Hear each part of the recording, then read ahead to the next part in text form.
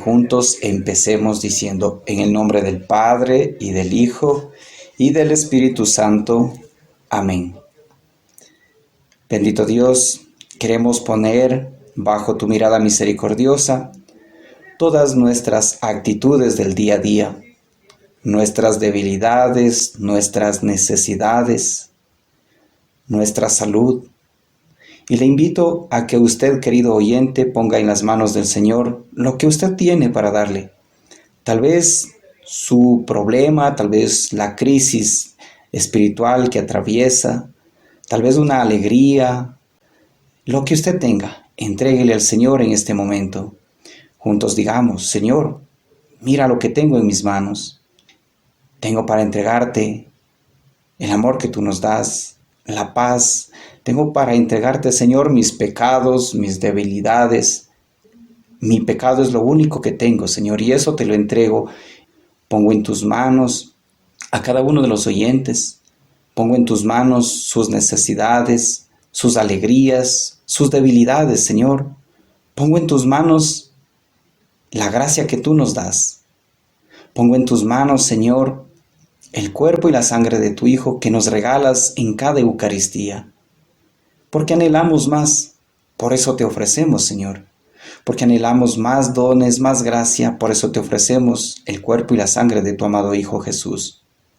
Pero te ofrezco mi debilidad, Señor, para que tú tomes el control de mi vida, para que me ayudes en esos momentos de debilidad, en esos momentos de tibieza, en esos momentos de incertidumbre, para que seas tú mismo guiándonos a través de tu Espíritu Santo. Que seas tú, Señor, nuestra roca, nuestra fortaleza en la debilidad y nuestra victoria frente al pecado. Por eso, Señor, queremos pedirte que nos regales de tu Espíritu Santo y que tu Espíritu Santo haga morada en nuestros corazones, que tu Espíritu Santo sea el motor de nuestra vida, de nuestra familia, el motor de la iglesia. Que sea tu Espíritu Santo quien nos transforme, que nos regale una conversión profunda, una experiencia de tu amor, papá, una experiencia de tu amor muy profunda, una experiencia con Jesús resucitado, para que podamos ser testigos con firmeza de que tú nos amas, de que tú existes y de que tú nos redimes. Por eso, Señor, deja que tu Espíritu Santo actúe en cada uno de los oyentes, en sus familiares, en la iglesia entera, en las personas que vivimos en pecado y que nos aferramos a ese pecado. Transfórmanos, Señor, con tu Espíritu. Transfórmanos, Señor. Bautízanos en tu Espíritu Santo. Te damos gracias también, Señor, porque sabemos que escuchas nuestras oraciones y que no dejarás que el viento se lleve nuestra súplica. Antes bien, Señor, estamos confiados en que inclinas tu cabeza para escuchar con atención nuestra súplica. Gracias por eso, Señor. Gracias por ese gesto de la escucha.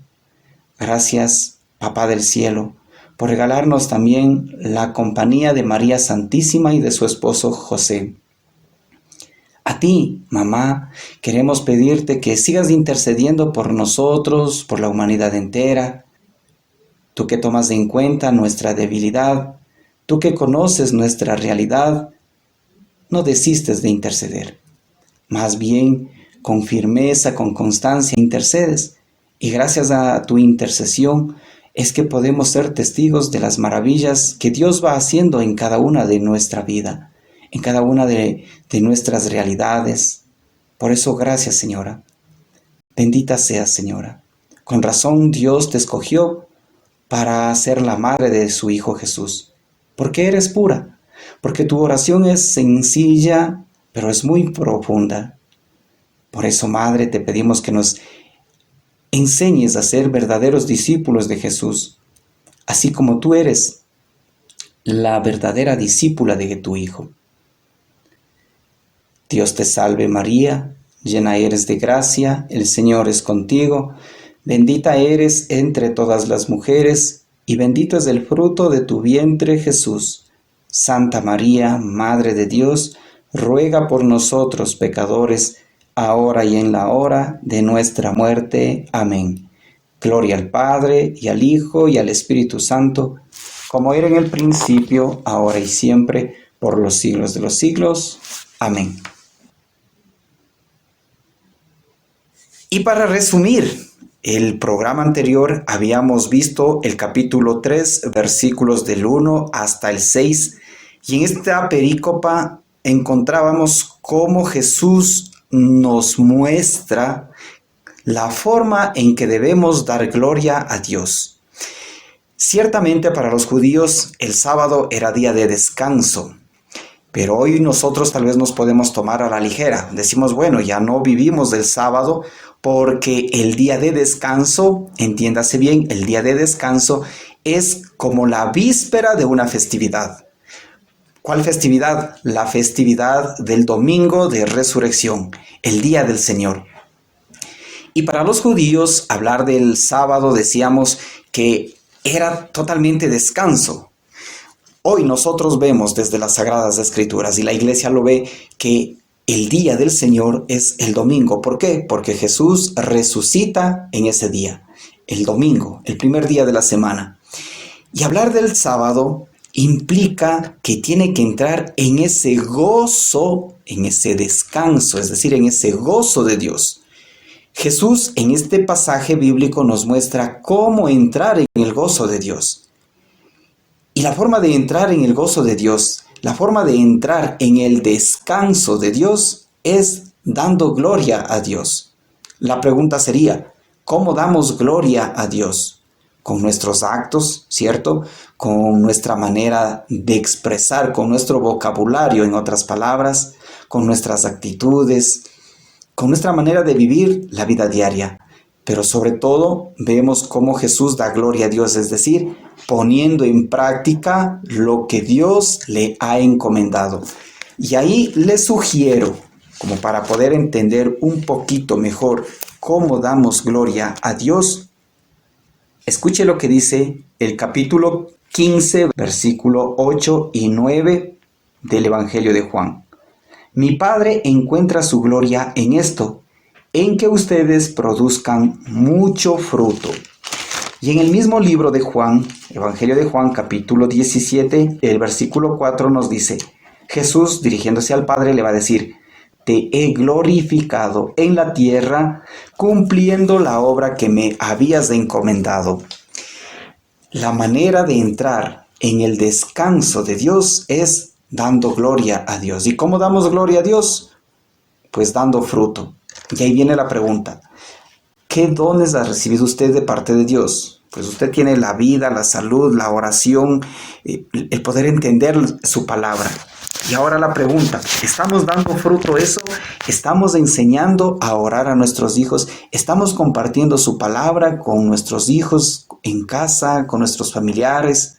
Sí, estamos haciendo. Si lo estamos haciendo, bendito Dios.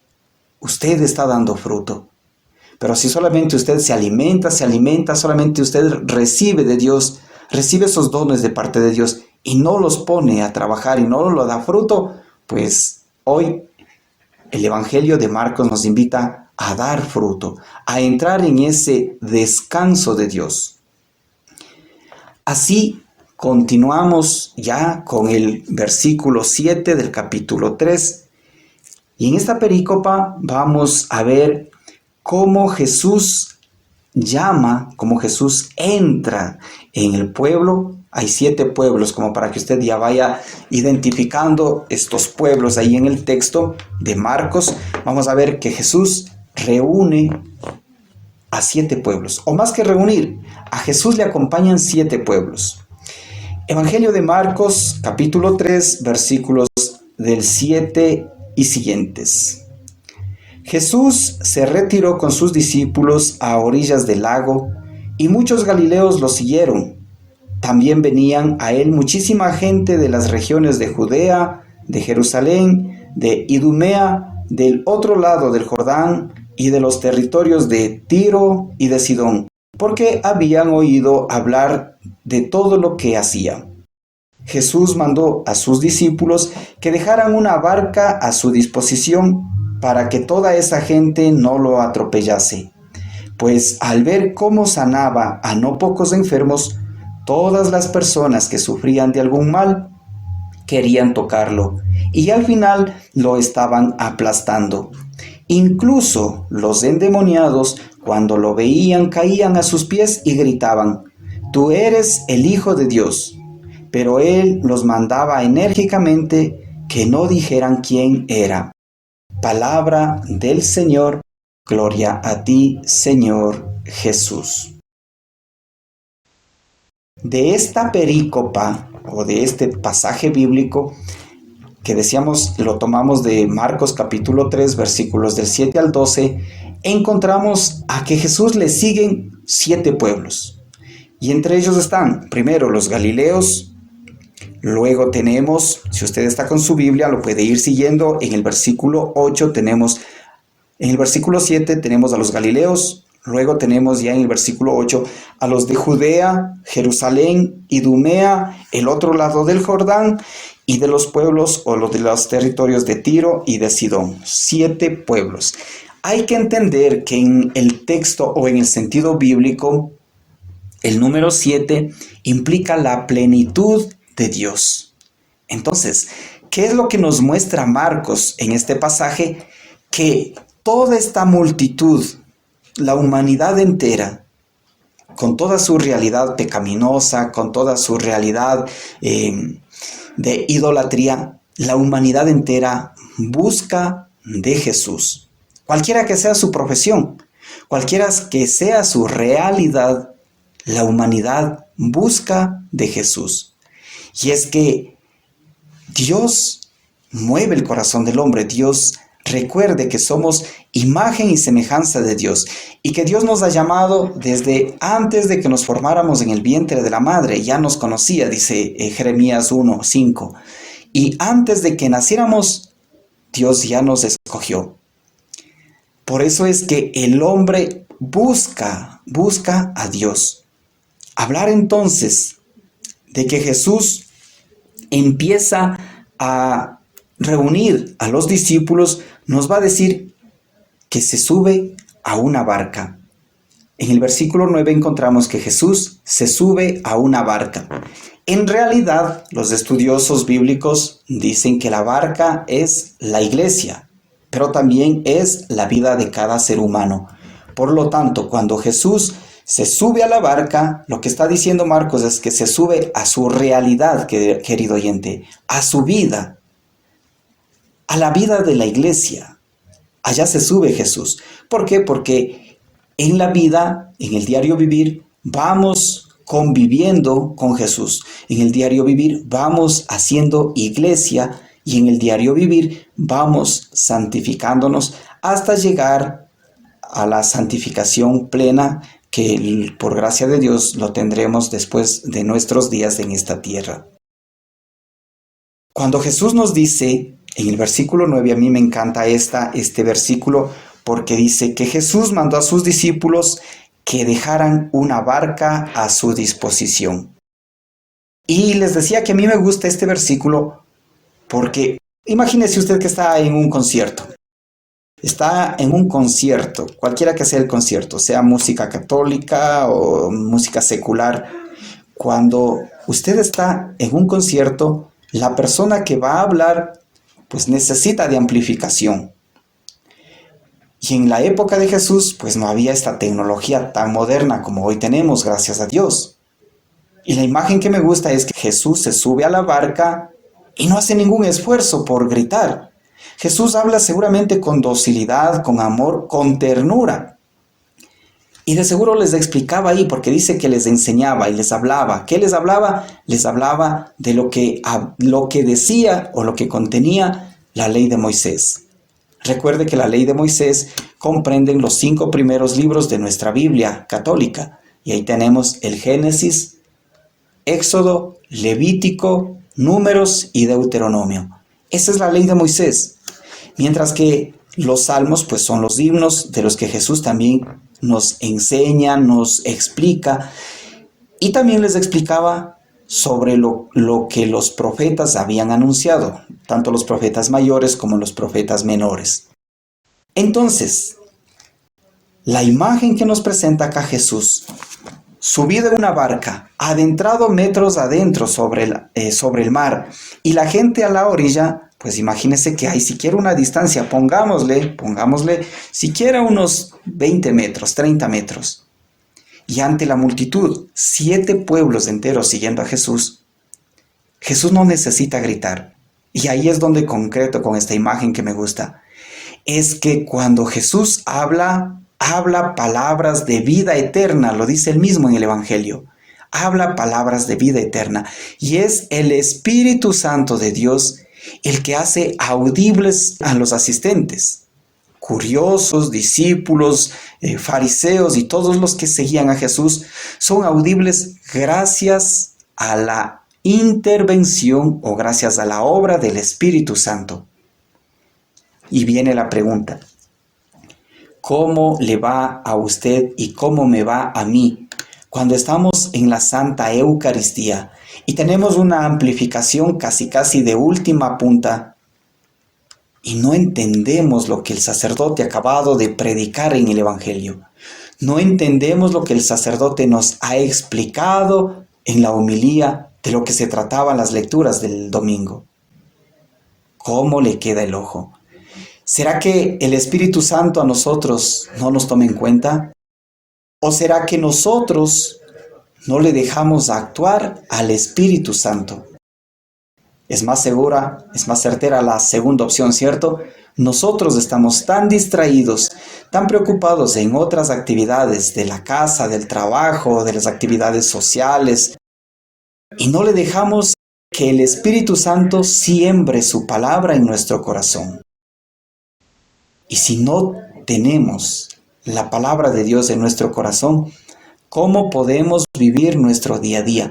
¿Cómo puede crecer nuestra fe?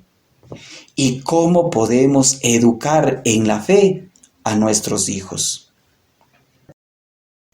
Veamos también las formas como nos habla Dios. En el versículo 9 nos dice que Dios hablaba.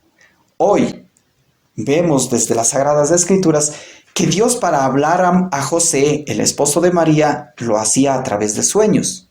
Pues Dios hasta hoy, bendito Dios, hasta hoy nos habla a través de sueños. Dios también nos hablaba en el secreto del corazón y nos habla, así como les hablaba a los apóstoles, a los discípulos, a los profetas, a María, a José, así también hoy nos habla en el secreto del corazón. Una voz interior que nace en el corazón, que retumba todo su ser y que nos hace entrar en conciencia en la equivocación que estamos viviendo. Otra de las formas como habla Dios es por medio de las Sagradas Escrituras, la Santa Biblia, ¿cierto? Otra de las formas como habla Dios es por medio de las personas. Y acá les comparto un texto de la primera carta de Tesalonicenses en el capítulo 4, versículos 8. Tesalonicenses capítulo 4, versículo 8, nos va a decir lo siguiente: Dios manda un mensaje a través de un hombre al resto de pueblos, y el versículo 8 dice: por eso, el que haga caso de estas advertencias no desobedece a un hombre, sino al mismo Dios que les da su Espíritu Santo. Así es como habla Dios, a través de un hombre, porque se relaciona como un hombre, y porque si nosotros quisiéramos escucharle a Dios en toda su divinidad, en su plenitud divina, no podríamos escucharle. Dios utiliza al ser humano para transformar personas, para convertir los corazones. Dios utiliza al ser humano porque lo creó a su imagen y semejanza. En resumen, esta perícopa nos enseña a estar atentos a la voz del Espíritu Santo, que a pesar de la distancia retumba en nuestros oídos, pero sobre todo que retumba en nuestro corazón. Dejémosle entonces que el Espíritu Santo haga su obra en nosotros. Continuamos con el texto de Marcos en el capítulo 3, versículos 13 al 19. Entonces Jesús subió al cerro y llamó a los que él quiso, y vinieron a él. Así constituyó a los 12 para que estuvieran con él y para enviarlos a predicar, dándoles poder para echar a los demonios. Estos son los 12: Simón, a quien puso por nombre Pedro; Santiago y su hermano Juan, hijos de Zebedeo, a quienes puso el nombre de Boanerges, es decir, hijos del trueno; Andrés, Felipe, Bartolomé, Mateo, Tomás, Santiago, el hijo de Alfeo, Tadeo, Simón el cananeo y Judas Iscariote, el que después lo traicionó. En este pasaje bíblico encontramos ya la institución de los 12 apóstoles. Y yo me atrevería a decir, respetando la postura de cada uno de los oyentes y de la iglesia, yo me atrevería a decir, en este pasaje Jesús nos muestra que nace la Iglesia Católica. Porque cuando Jesús escoge a 12 hombres y los llama para 3 cosas: para que estén con Él, para que prediquen y para echar demonios. Y ahí entra la iglesia, porque la iglesia tiene esta experiencia de gracia regalada por parte de Dios. La iglesia tiene esta bendición de estar con Jesús, de predicar y de echar demonios. Pero detengámonos un poco en lo que nos relata el versículo 13. Jesús subió al cerro. El cerro para los judíos representaba la cercanía con Dios. Y esta es una imagen de lo que Moisés, después de haber salido de la tierra de Egipto, Moisés sube hacia el cerro a llevar los 10 mandamientos, a recibir los 10 mandamientos. Y ahora Jesús sube al cerro ya no solo como Moisés, sube con el pueblo entero. Y de seguro le acompañaban estos 7 pueblos que vimos en la perícopa anterior. Es decir, Jesús presenta a Dios a la humanidad entera, con la cual instituye su iglesia y con la cual formamos las generaciones por generaciones, formamos parte de esta iglesia que funda Cristo. Hablar entonces de la iglesia es hablar del lugar donde actúa Dios. En las Sagradas Escrituras vemos cuando Jesús resucita, le dice a los apóstoles, a María Magdalena le va a decir: ve y dile a mis hermanos que nos veremos en Galilea. Para ellos Galilea es el lugar de encuentro con el resucitado.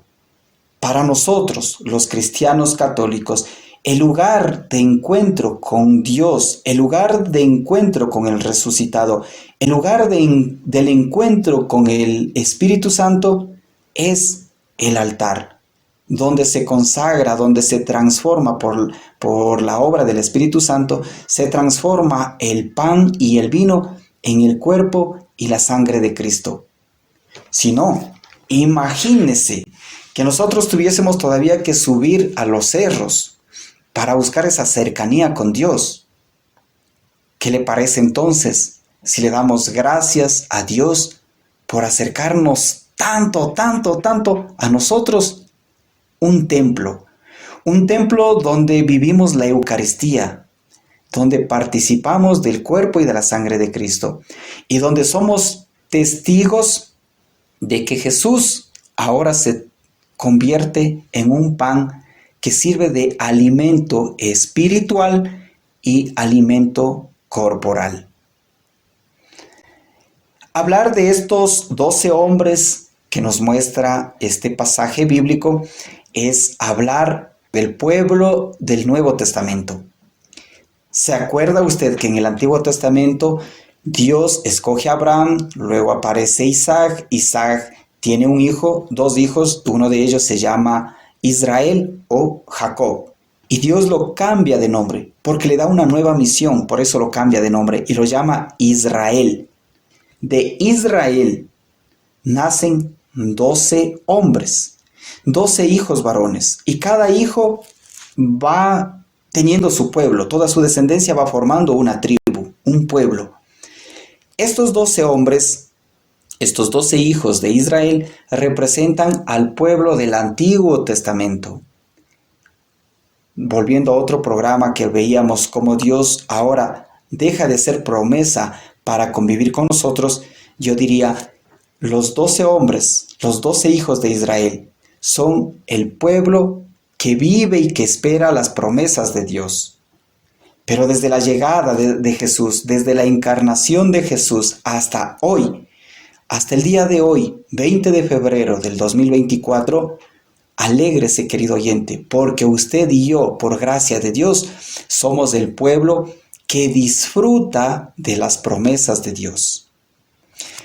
Así como los 12 hijos de Israel representan al Antiguo Testamento, los 12 apóstoles representan al Nuevo Testamento.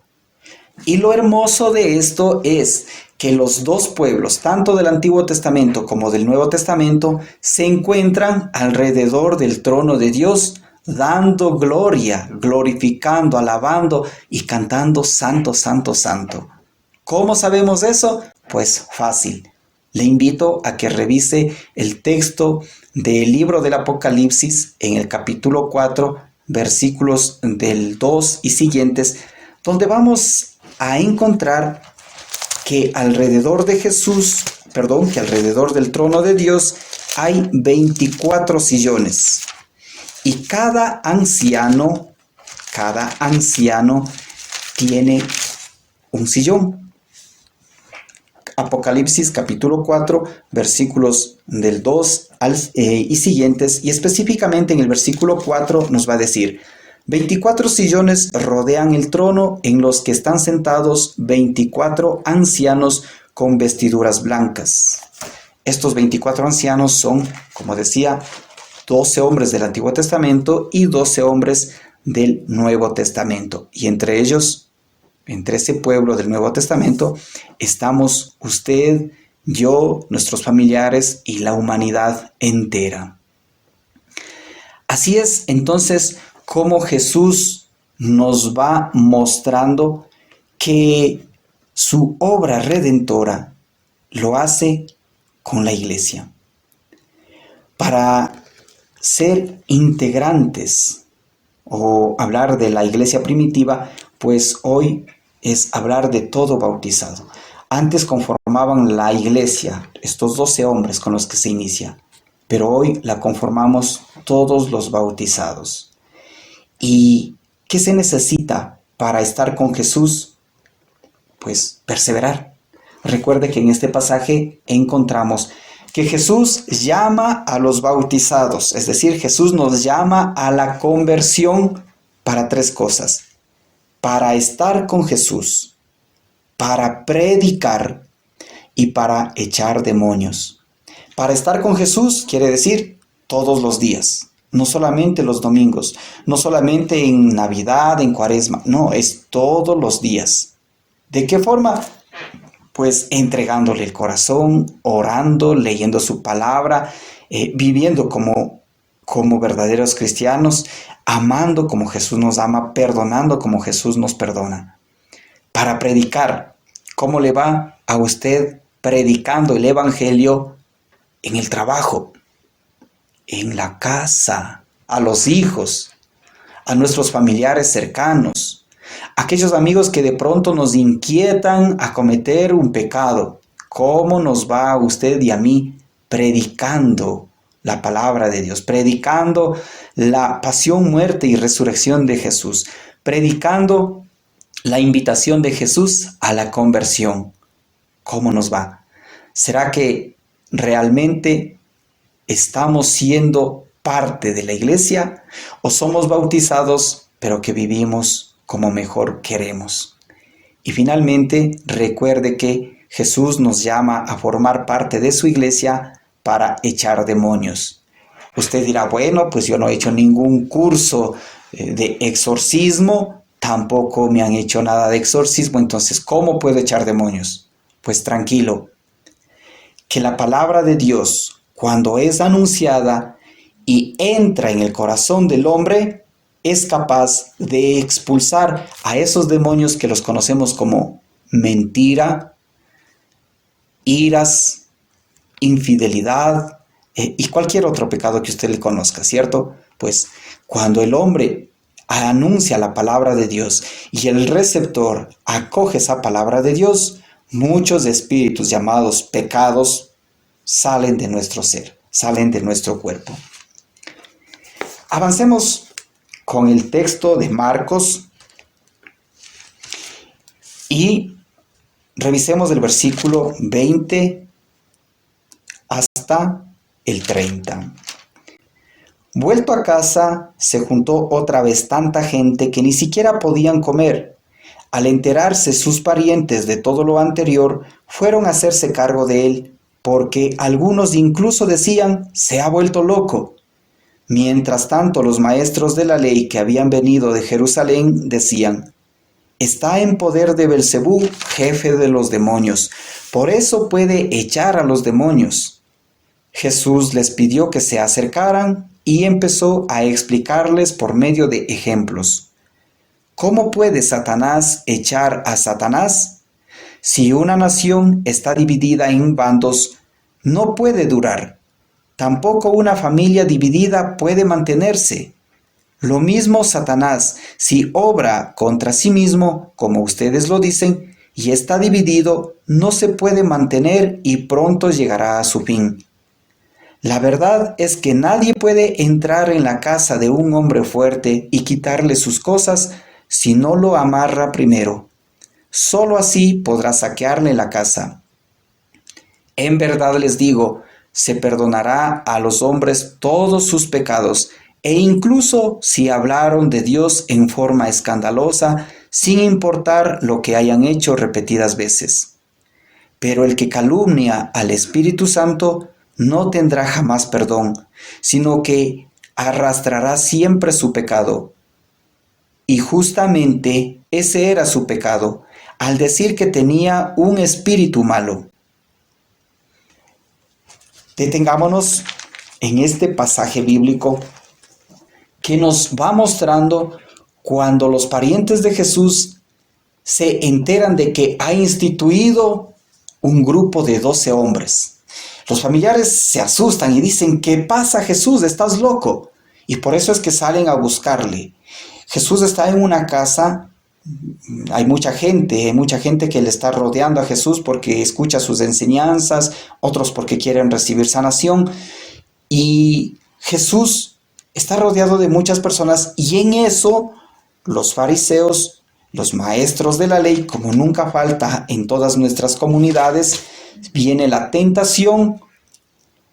Recuerde que la tentación también actúa a través de las personas. Entonces, lo que Marcos nos muestra es que los fariseos, cuando dicen a Jesús que está poseído por Belcebú, lo que tratan es de meter la tentación hacia el pueblo que escucha a Jesús.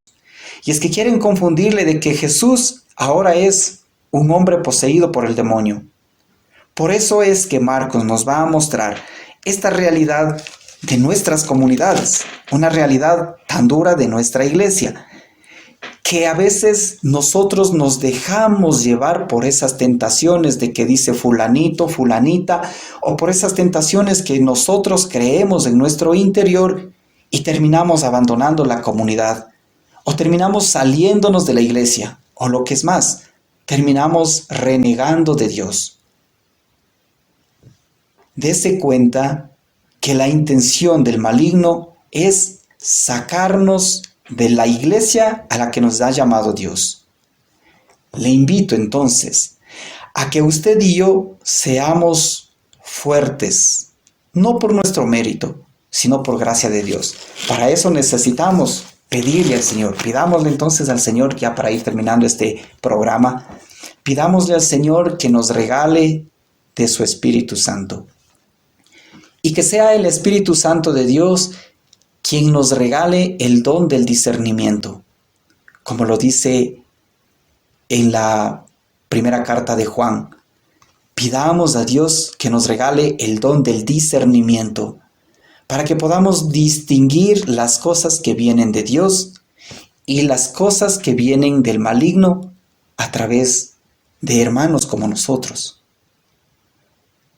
Para que no nos dejemos meter esa cizaña y no terminemos alejándonos de la Iglesia Católica. Para que no renunciemos o no nos resistamos a creer de que Jesús es espíritu, pero que también es hombre y también es pan. Démosle gracias entonces a Dios. Y le invito a usted, querido oyente, allá en casita, que le dé gracias a Dios por su palabra, por las sagradas escrituras. Dele gracias a Dios, que la palabra de Dios de seguro está a menos de 1 metro de distancia en su casa. Pídale al Señor que le regale la gracia de escudriñar la palabra, de leer la palabra de Dios. Y déjese transformar por la palabra de Dios. Déjese guiar por las sagradas escrituras. Descúbrale a Jesús en las sagradas escrituras. Descúbrase usted mismo en las sagradas escrituras. Finalmente, Señor, te pedimos que nos regales también de la compañía de María Santísima. Sabemos, Señor, que siempre nos permites contar con nuestra Madre. No nos has dejado huérfanos. Te tenemos a ti como nuestro Padre. Tenemos a Jesús como nuestro hermano, como nuestro Redentor, como nuestro Dios. Pero también tenemos, por tu gracia, por tu misericordia, papá, tenemos a María Santísima. Aquella mujer atenta a las palabras de Jesús. Aquella mujer que sabe escuchar tu voz en el interior del corazón. Aquella mujer que sabe disponer el corazón para recibir enteramente la obra del Espíritu Santo. Aquella mujer como cual no hay ninguna otra. María, Madre de Dios, ruega por nosotros y por la humanidad entera.